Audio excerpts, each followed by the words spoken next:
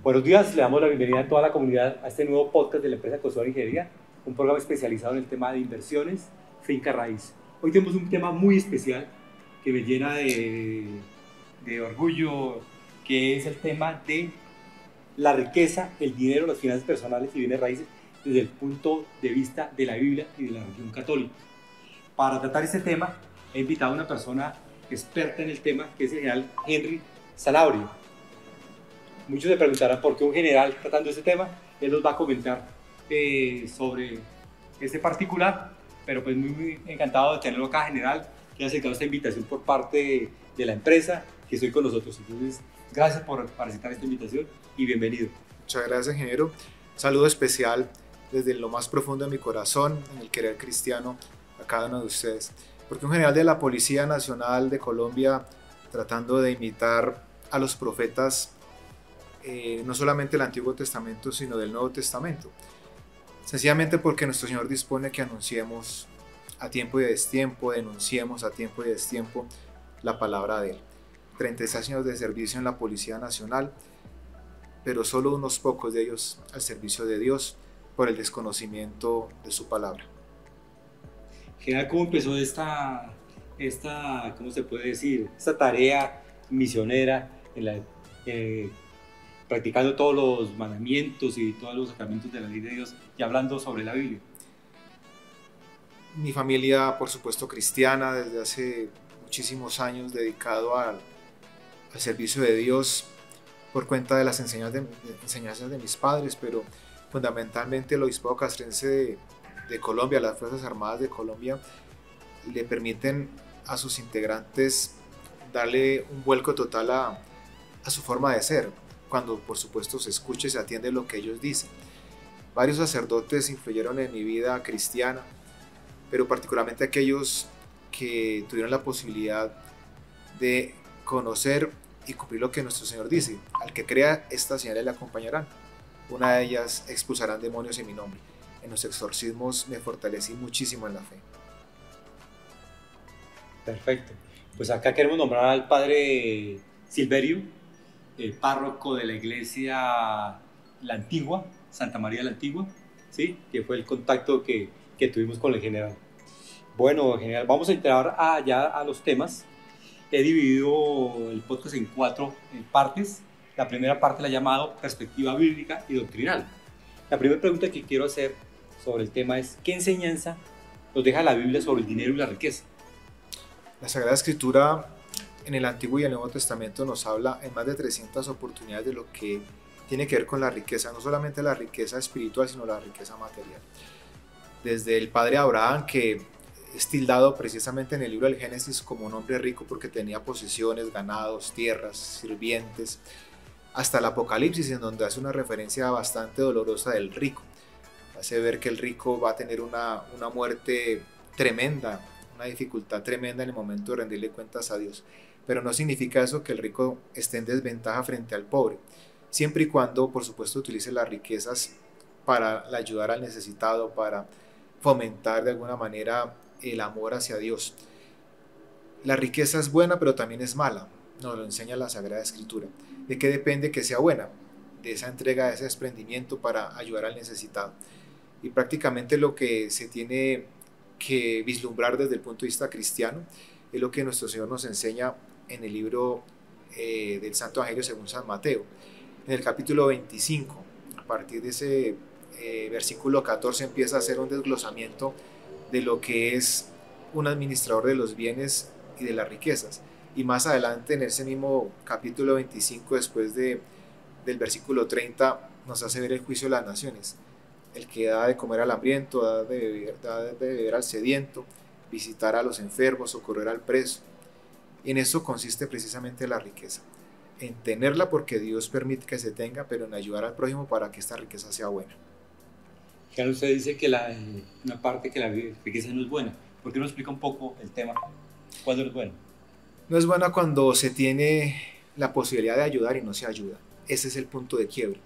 La riqueza es buena y de hecho nuestro Señor, por ejemplo en el Salmo primero, en el Salmo 128, Él nos indica que quien honra a Dios Él le dará la riqueza, le dará la posibilidad de tener tesoros, y habla de la abundancia de los tesoros materiales. Y como conclusión, la riqueza en el cielo. Dos puntos claves: honrar a Dios Todopoderoso. Feliz tú que honras al Señor y le eres obediente. Comerás del fruto de tu trabajo, te irá bien y serás feliz. Salmo 128. Luego, no es que sea mala la riqueza per se, lo malo es que coloquemos nuestro corazón en el tesoro de la riqueza nada más, que pensemos que ya tengo suficiente y por lo tanto no necesito de nadie, ni de Dios ni del prójimo, para satisfacer sus necesidades. La mala riqueza consiste en solo pensar en ella, en buscar la manera de crecer, como dice el Santo Evangelio según San Lucas: ¿qué hago que tengo muchos bienes? Ya sé qué voy a hacer: derribaré los graneros que tengo, construir unos más grandes y ahí amontonaré los granos y los bienes, y luego de ello me dedicaré a dormir, a beber y a disfrutar. Y nuestro Señor le dice: necio, esta noche morirás. ¿Y en manos de quién quedarán estos bienes? Entonces lo malo está en eso, que solamente el punto focal sea la riqueza, sin honrar a Dios y sin ayudar al pobre. Perfecto. La siguiente pregunta: ¿cómo podemos equilibrar la búsqueda de la estabilidad financiera con los valores cristianos? El equilibrio se manifiesta frente a lo que nuestro Señor mismo dice. San Mateo 25, versículo 30 y siguientes: venid benditos de mi Padre, haré el reino del cielo preparado, porque tuve hambre y me diste de comer, tuve sed y me diste de beber. Ese equilibrio se logra buscando precisamente el bienestar de los demás. Nuestro Señor hace una distinción entre pobre y rico. En el libro de San Lucas, el evangelista nos dice: dichosos ustedes los pobres, porque de ustedes es el reino de los cielos. En el libro de San Mateo, en el capítulo 5, se nos dice: dichosos los pobres de espíritu, porque de ustedes es el reino de los cielos. Pobres y pobres de espíritu. Pobres aquellos que nacen sin el sustento necesario, que tiene que ser de alguna manera compensado por la bondad del que tiene. Y pobres de espíritu, el que tiene y da, se despoja de lo que tiene y se vuelve como pobre, dando al que necesita. El punto de equilibrio está en eso: tener y dar. Si se tiene y se da, el libro de la segunda carta del apóstol San Pablo a los Corintios, en el capítulo 9, nos hace ver que entre más dé, yo más recibiré. Entonces se equilibra dando. Hechos de los Apóstoles, capítulo 20: hay más alegría en el dar que en el recibir. Prácticamente lo que dice la Biblia al final es el tema de servir, ¿no? Servir a los demás, incluso el diezmo, que es prácticas que de pronto no hacemos incluso los católicos. Sí, el libro de Malaquías, en el capítulo 3, que es del Antiguo Testamento, nos hace un impulso teológico frente al tema del diezmo. ¿Y qué es el diezmo? Básicamente es aportar en la medida en que yo pueda parte de lo que ingresa a mi haber como riqueza. Es muy importante el diezmo, porque nuestro Señor nos hace ver que lo hemos defraudado. ¿En qué lo hemos defraudado? Dice nuestro Señor: en los diezmos y en las ofrendas. ¿En qué consiste el diezmo? Que yo recibo algo y se lo entrego a Dios en parte de lo que Él ya me ha dado. Y la promesa se cumple, porque Él dice: denme de su cosecha, denme de lo que ustedes tienen y yo les abriré las puertas de mi abundancia, con un propósito: para que no falte el pan en mi casa. De ahí que el diezmo es relativamente dedicado a las necesidades del sacerdote, del párroco, de la iglesia. La ofrenda, por supuesto, ya es para los pobres. ¿Qué hacía San Joaquín y Santa Ana, los padres de la Santísima Virgen María? Ellos eran muy ricos. Dividían sus bienes en tres partes: una parte, la mejor, para el templo; otra parte, la que seguía en mejor condición, para los pobres; y la tercera parte, tal vez la más poca, para ellos mismos. Perfecto. La siguiente pregunta: ¿qué dice la Iglesia sobre el endeudamiento y la división del dinero? El endeudamiento. Nuestro Señor, a través de diferentes pasajes bíblicos, nos habla de las deudas. No es malo endeudarse, lo malo es no pagar lo que se debe. Y nuestro Señor nos manda a ser incluso más generosos. Dice que a quien le presta un pobre, le presta a Dios. Luego, las deudas se tienen que ver desde dos puntos de vista: yo como deudor, o yo como una persona que tengo la posibilidad de prestarle a alguien. Nuestro Señor nos dice: al que te pida, dale, y no le pidas a cambio nada. Es decir, hay que ser generosos. Experiencias hay muchas en donde se pide un préstamo la persona hace su esfuerzo para irlo pagando poco a poco y al final ese pago de ese préstamo se le es regresado, es decir, fue como un ahorro y el rico le dice, mire, lo que usted me devolvió de ese préstamo que le hice es suyo. No le dije que no me pagara porque de pronto usted lo derrochaba, pero ya usted toma esto como un préstamo y aquí está este dinero. Nuestro Dios le multiplica eso 7 veces a esa persona que ha hecho eso. Endeudarse, desde que yo tomo esa deuda con el propósito de mejorar mis finanzas para ayudar y para honrar a Dios, nuestro Señor bendice esa deuda. Perfecto, genial. Quiero leer un pasaje general que nos cuente qué piensa de esto, usted de esto. ¿Cómo interpreta este pasaje? Es más fácil que un camello pase por el ojo de una aguja que un rico entre en el reino de los cielos. Es tal vez uno de los puntos más difíciles de interpretar por parte de los humanos, porque nuestro Señor es abordado por un joven demasiado rico, que lo llama incluso maestro bueno, y le dice nuestro Señor, solamente Dios es bueno. Y le pregunta al muchacho, ¿qué debo hacer? Nuestro Señor le responde, cumple los mandamientos y se los enumera. Él le responde, Señor, todo eso lo he hecho, o sea que prácticamente ya tengo la posibilidad de ir al cielo. Nuestro Señor le dice, no te falta una cosa, vende todo lo que tienes y dáselo a los pobres. El muchacho se va triste. Los discípulos apóstoles de nuestro Señor ven esa reacción del joven y se preocupan. Incluso le preguntan, entonces, ¿quién podrá salvarse? Nuestro Señor le dice, es muy difícil que un rico se salve. Y de hecho se plasma a lo largo de la escritura eso, es difícil que el rico se salve por una sola razón, porque el reino de los cielos es de los pobres, no de los ricos. Por eso hay una presunción legal, si se quiere, hablando en términos jurídicos, en las que el pobre tiene el dominio del reino de Dios, mientras que el rico tiene el dominio del mundo.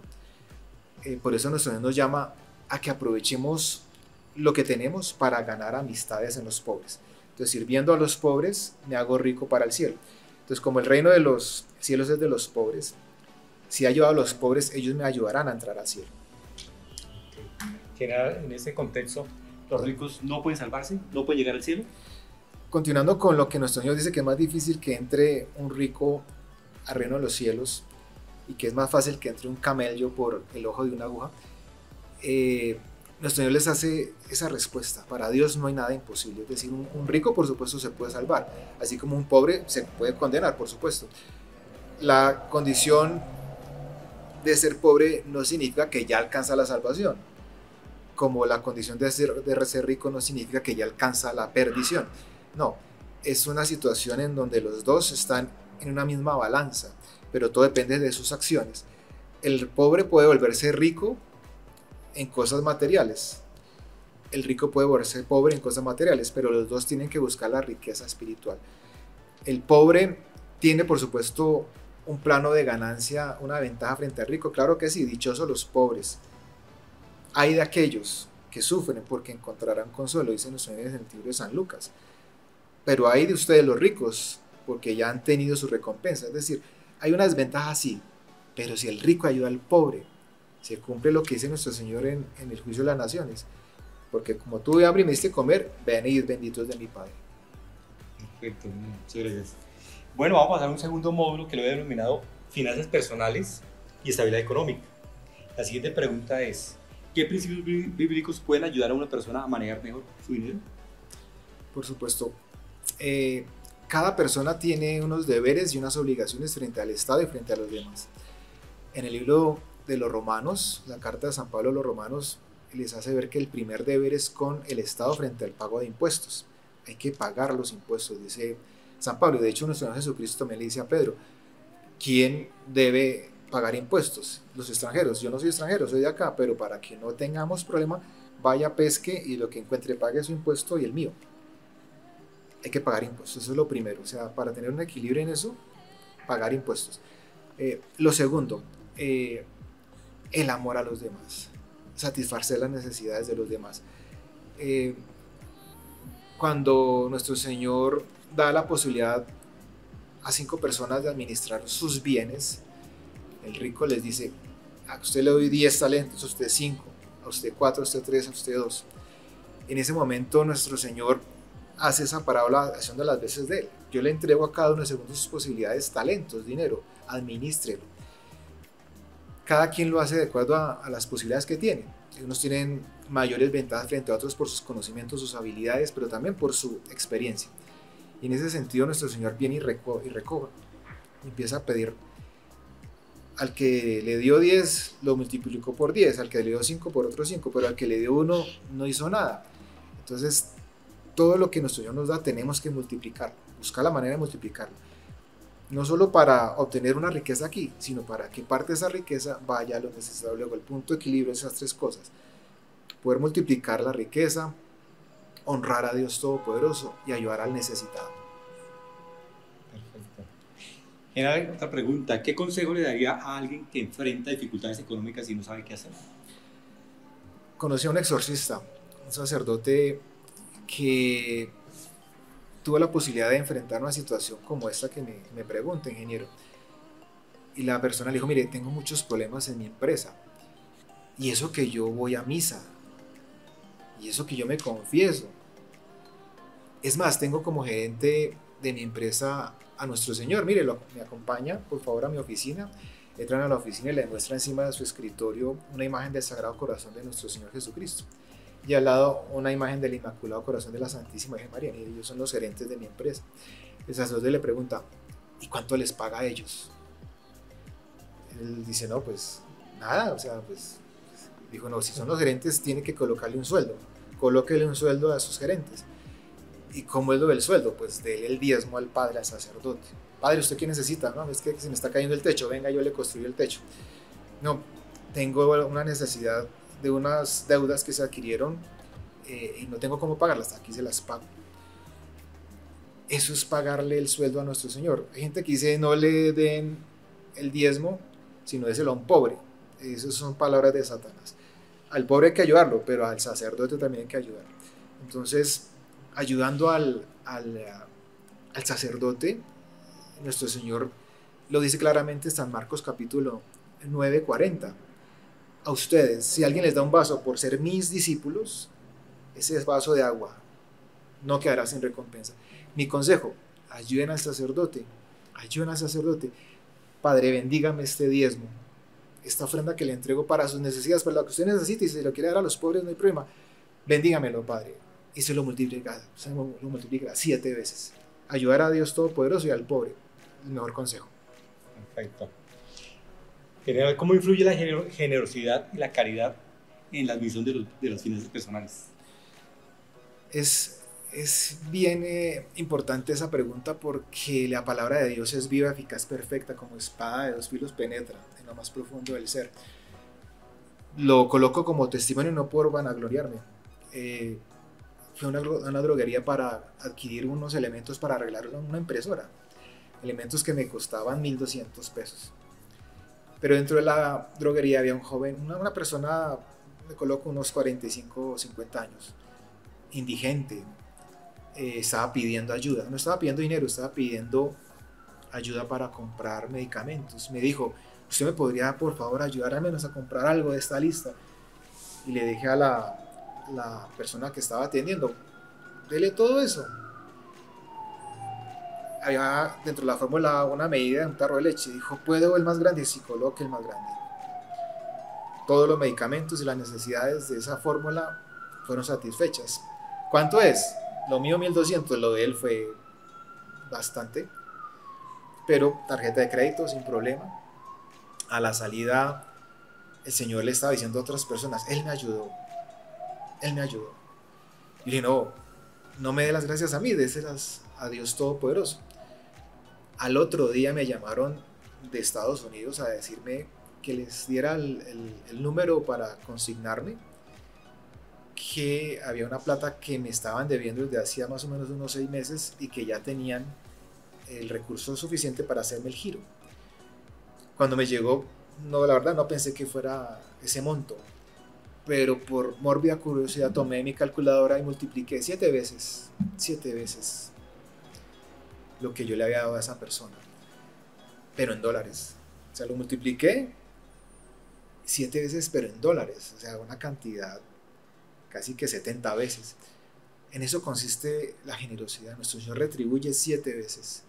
Y cuando la semilla cae en territorio fértil, El grano puede dar 30 por 1, 50 por 1 o 100 por 1. Depende de cada uno.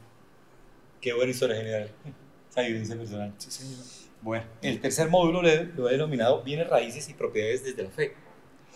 La pregunta es la siguiente. ¿Qué dice la iglesia sobre la adquisición de bienes raíces y la propiedad privada?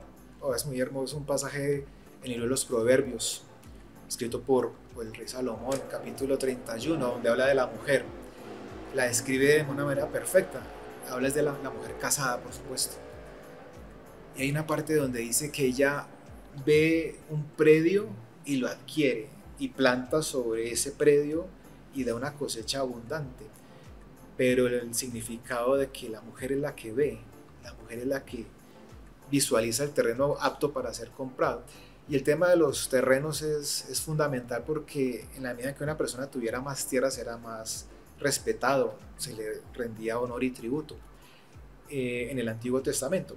En el Nuevo Testamento nos narra un pasaje en donde dos esposos venden su predio y se quedan con una parte, se la entregan a los apóstoles.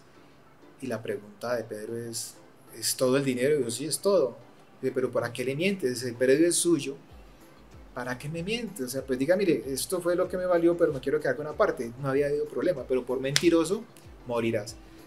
Y murió en ese momento. Después llegó la esposa Zafira y lo mismo, le hizo la misma pregunta, mintió y murió también. Vienen ya a llevar a tu esposo al cementerio, ahora van a cargar contigo al cementerio. El tema de los terrenos. Por supuesto que la adquisición de un terreno tiene también una función social que debe ser puesta al servicio de los demás. Todo pensando en servir a los demás. Si sirvo a los demás, hay toda una posibilidad absoluta, una probabilidad de que nuestro ser retribuya. Si lo hago de manera sincera, no entregando las obras, sino algo que me cueste. Perfecto. La siguiente pregunta general: ¿es moralmente aceptable invertir en bienes raíces con el fin de generar riqueza? Sí, claro que sí, no solamente en bienes raíces, en todo tipo de situaciones que puedan generar riqueza. No conectar con la avaricia, por supuesto, no buscando ser avaro, tener y almacenarte. No. Tener, producir y por supuesto generar bienes para otras personas. No hay nada malo en producir riqueza. El punto malo es no honrar a Dios y no ayudar al necesitado. Perfecto. Ya que hablamos del tema de la avaricia general, la pregunta siguiente va enfocada a ese tema. ¿Cómo se puede evitar la avaricia al acumular propiedades para aumentar el patrimonio? Nuestro Señor, a través del apóstol San Pablo, en el capítulo 4 del libro de la carta que le escribió San Pablo a los filipenses, hace algo muy bonito. Dice: yo he sabido vivir en la abundancia y en la necesidad. O sea, es decir, San Pablo hace ver que ha tenido riqueza y ha sido pobre. Y termina diciendo: todo lo puedo en Cristo que me fortalece. Todo lo puedo en Cristo que me fortalece. Y se remite entonces al libro de los Proverbios capítulo 30. Señor, dame solamente lo necesario. Porque si no me da lo necesario, pues renegaré de ti. Si me da lo necesario, viviré tranquilo. Pero tampoco me des mucho, porque si me das mucho, de pronto me vuelvo soberbio, necio, y te niego, no me acuerdo de ti. Entonces la avaricia es la línea delgada entre el no honrar a Dios y el honrarlo.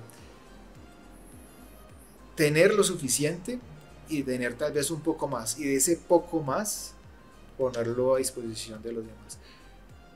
La segunda carta del apóstol San Pablo a los Corintios, capítulo 8, versículo 9, nos dice que el rico más rico que existe, nuestro Señor Jesucristo, se volvió pobre para volvernos a nosotros ricos. Entonces se abajó nuestro Señor Dios Todopoderoso para volvernos a nosotros ricos. Hay que seguir el ejemplo de Él.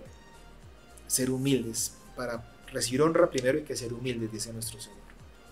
Perfecto. Ya para ir terminando, general, vamos a tratar el último segmento y la pregunta es la siguiente. ¿Cómo debe un católico gestionar la riqueza para servir a Dios y a los demás? Esa gestión de la riqueza tiene que ser dirigida en 3 vías. La primera vía, satisfacer sus necesidades. Por supuesto, hay necesidades frente a las cuales yo debo generar riqueza que me permitan vivir de una manera cómoda, próspera, dándole gracias a Dios, que es el segundo punto, honrar a Dios. El honrar a Dios básicamente es cumplir sus mandamientos. Si ustedes me aman, cumplen mis mandamientos. Primera Juan 4, perdón. Si ustedes me aman, cumplen mis mandamientos. Y hay un punto clave ahí. Dios dispone las cosas para bien de quienes me aman. Carta de San Pablo a los Romanos, capítulo 8, versículo 28. Dios dispone todo para bien de los que lo aman. Si yo cumplo los mandamientos, amo a Dios. Entonces, en esa unión, todo lo que suceda, bueno o malo, es para mi bien. Y lo tercero, los necesitados. Debo dirigirme hacia allá. La caridad empieza por familia. Mirar quién de la familia tiene algún problema y ayudarlo. El Señor, a través del apóstol Santiago, nos habla mucho de la caridad en el capítulo 2. ¿Tienes hambre? Pues ve y come. No, dele de comer. ¿Tienes frío? Ve y te vistes. No, dele usted un vestido. En eso consiste. Honrar a Dios, satisfacer sus necesidades, pero también las de los demás. General, ¿por qué nos ayuda con unas recomendaciones? Todos queremos tener dinero, todos queremos ser prósperos, todos queremos ser abundantes. De acuerdo a la Biblia, ¿qué recomendaciones nos puede dar como para obtener esa prosperidad y esa abundancia? El diezmo. El diezmo es fundamental. En alguna ocasión me llamó mi superior y me dio una orden. Dijo, usted me reemplazará en una reunión que voy a tener en Europa. ¿Ha ido a Europa? Le dije, sí, sí ha ido, pero no vaya a Holanda, no ha ido allá. Dijo, vaya, me reemplaza en una reunión de 1 hora. Como ordene mi coronel, voy a esa reunión sin problema. Me llamó nuevamente, me dijo, usted tómese unos 15 días y se va para allá. Lleve a su esposa. Le dije, no, mi coronel, no tengo cómo comprarle el pasaje a mi esposa. Me dijo, eso lo paga tranquilo, eso aquí lo pagamos de alguna manera pagamos eso. Yo, oiga, qué maravilla frente a eso. Hice unas cuentas y dije, este valor de quedarme 15 días por acá en Europa con mi esposa, eso tiene que venir de algo, y ese algo es el diezmo. Fue la primera vez que yo diezmé. Hice un cálculo, le dije, Señor, esto me va a doler porque es mucho dinero, porque estoy acumulando lo de muchos años, pero lo voy a entregar. 2 Corintios 9, de buena gana, Señor, pero me duele. Padre Silverio, le entregué el dinero. Me dijo, esto es mucho. Y le dije, no, Padre, no me diga eso, simplemente tómelo para lo que usted necesite, Padre, y bendígalo. Lo tomó y efectivamente con eso satisfizo las necesidades de la parroquia y de unos policías. Y tomé esa cifra. Efectivamente se multiplicó 7 veces lo que yo di en tiquetes, en hoteles, en transporte interno, en alimentación. Eso se multiplicó muchísimo. Luego, el consejo es ese, diezmar. Y recibir a nuestro Señor de rodillas y en la boca, porque el que honra a Dios merece todo el honor y la gloria aquí en la tierra. General, pues muy agradecido con este podcast, con la deferencia que tuvo con nosotros de participar acá con nosotros. Yo creo que nos deja bastantes enseñanzas desde el corazón, desde el alma. Yo creo que hemos hecho un programa totalmente diferente a lo que venimos haciendo. Acá siempre hablamos de abundancia, de prosperidad, pero yo creo que una visión desde la religión católica nos llena el corazón y el alma. Muy agradecido por aceptar esta invitación. Gracias, ingeniero. Dios y patria. Bueno, a todos ustedes esperamos que les haya gustado como me gustó a mí este podcast, que lo disfruten y que nos sigan en nuestras redes sociales y en nuestros próximos programas. Buena tarde.